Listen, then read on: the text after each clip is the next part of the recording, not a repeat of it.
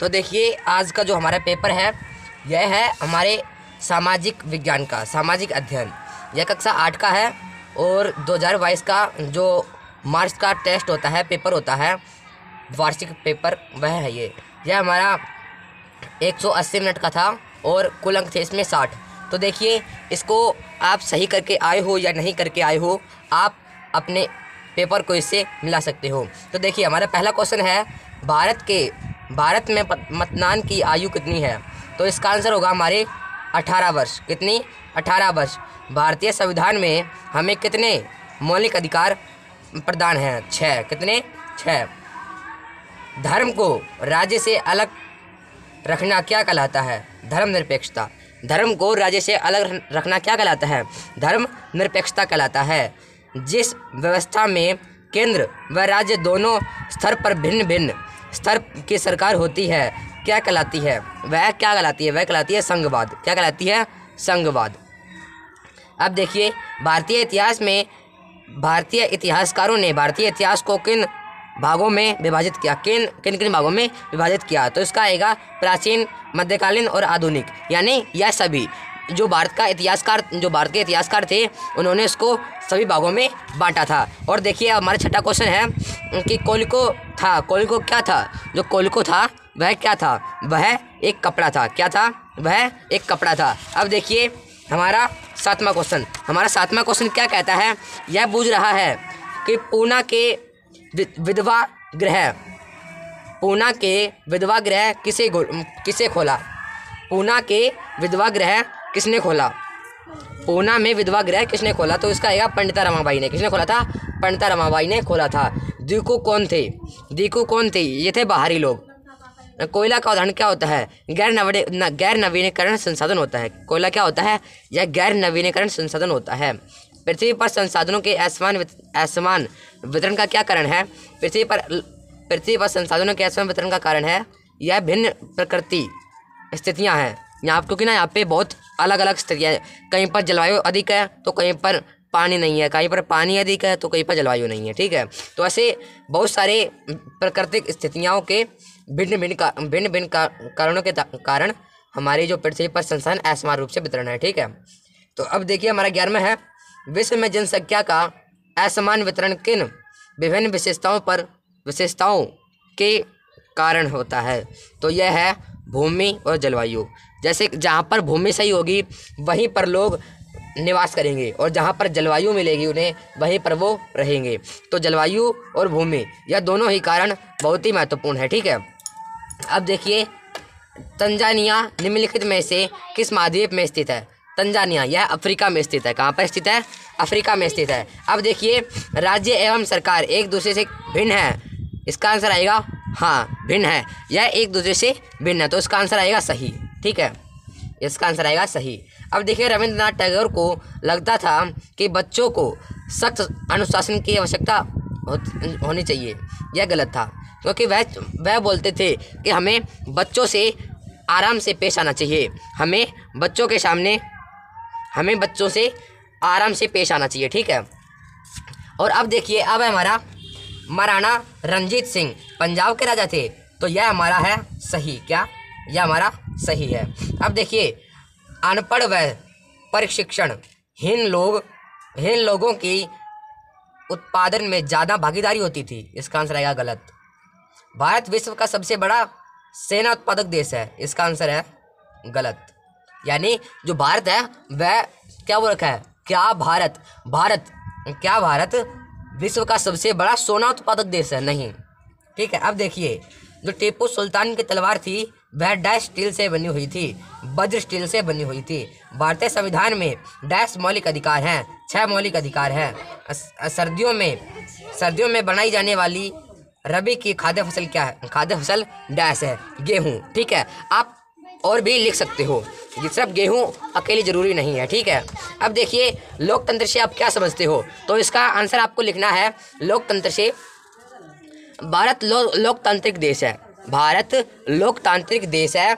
इसका प्रशासन देश के लोगों द्वारा चुने गए प्रतिनिधियों द्वारा चलाया जाता है, जिसका समय समय पर चुनाव होता रहता है। जिसमें समय समय पर चुनाव होते रहते हैं। अब देखिए हमारा दूसरा क्वेश्चन क्या है, भारतीय संविधान सभा में किन्हीं 2 सदस्यों के नाम लिखो। तो उसमें कौन कौन थे, एक तो थे भीमराव अम्बेडकर और एक थे पंडित जवाहरलाल नेहरू। ठीक है, आपके हैं दोनों सही होंगे, या फिर आप आगे लिखते हो तो पंडित जवाहरलाल नेहरू या गांधी लिखते हो तो भी सही है। अब देखिए यूरोपीय व्यापारिक कंपनियां भारत की तरफ क्यों आकर्षित हुई। तो इसका आंसर आएगा, उनको यहाँ पर कम कीमत में मजदूर मिलते थे और उनको यहाँ पर मसाले कम कीमत में मिलते थे, जिसे वे विदेशों में महंगे दामों पर बेचते थे। ठीक है, अब देखिए गांधी जी ने नमक कानून को तोड़ने के लिए क्या फैसला लिया। गांधी जी ने नमक कानून को तोड़ने के लिए क्या किया, फैसला क्यों लिया। तो इसका आंसर है, देखिए इसका आंसर है गांधी जी ने नमक कानून को तोड़ने का फैसला 1930 में लिया, क्योंकि ब्रिटेन सरकार नमक का व्यापार करती थी और टैक्स लेती थी। गांधी जी ने इसलिए यह कानून भंग किया। ठीक है, अब देखिए हमारा क्या है क्वेश्चन कि मिट्टी कटाव के क्या नुकसान है।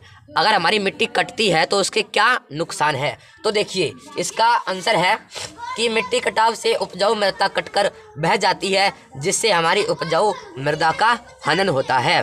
क्योंकि जो पानी होता है वह क्या होता है, वह तो उसको उपजाऊ मृदा को भगा ले जाता है, और जिससे हमारी जो उपजाऊ मृदा होती है वह क्या होती है, वह बह जाती है, और जिससे हमारी खेती में हनन होता है उपजाऊ मृदा का। यह जमीन हमारी खेती के लिए नहीं रहती, तो इसलिए इस तरह हमारी उपजाऊ मृदा का हनन होता है। ठीक है, अब देखिए अब है कृषि पर आधारित उद्योग कौन कौन से हैं। तो इसका आंसर है कृषि पर आधारित उद्योग है, देखिए खाद्य संसाधन उद्योग और वनस्पति तेल उद्योग। ठीक है, यह क्या है, यह कृषि आधारित उद्योग हैं।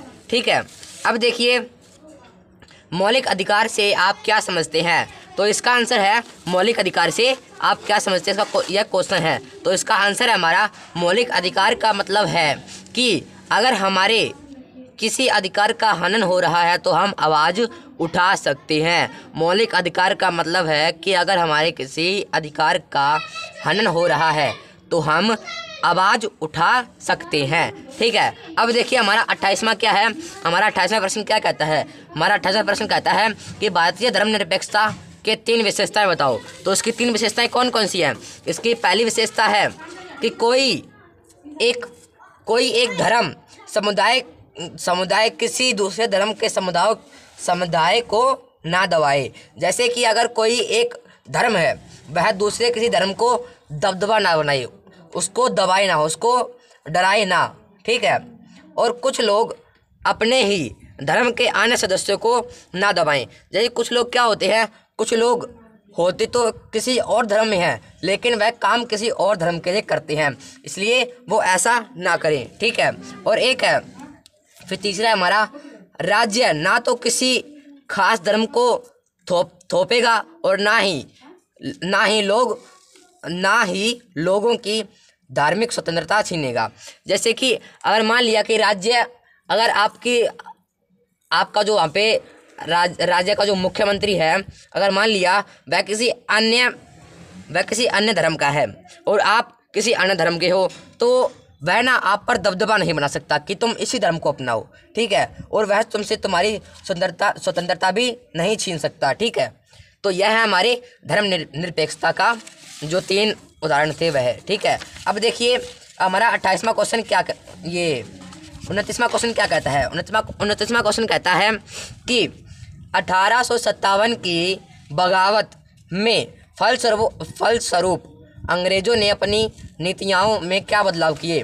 तो इसका आंसर है कि जो उसने अपनी नीतियों में बदलाव किए थे वह बदलाव थे, पहला बदलाव क्या था, पहला बदलाव था कि इसके बाद भारत का शासन सीधे इंग्लैंड की रानी के हाथों में पहुंच गया और इंग्लैंड में 1858 के अधिनियम के तहत एक भारतीय राज्य सचिव की व्यवस्था की गई, जिसमें 15 सदस्यों का एक मंत्रणा परिषद बनाया गया।